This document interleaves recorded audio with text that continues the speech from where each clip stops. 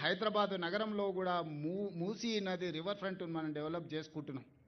దీని చుట్టూత రాత్రిపూట మొత్తం వ్యాపారాలు ఓపెన్ చేస్తాం.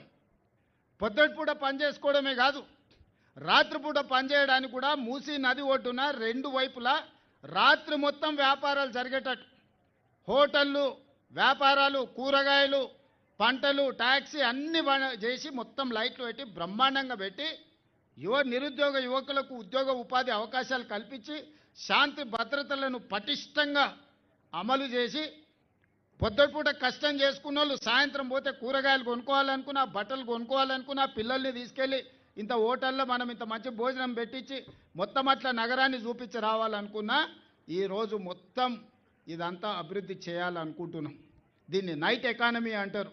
పొద్దుపూటనే కాదు, రాత్రిపూట పరిశ్రమలు ఎట్లయితే జరుగుతున్నాయో నైట్ టూరిజంని కూడా మనము, లేక్ టూరిజంని కూడా మనం ఇవాళ డెవలప్ చేయాలనుకుంటున్నాం. అందుకే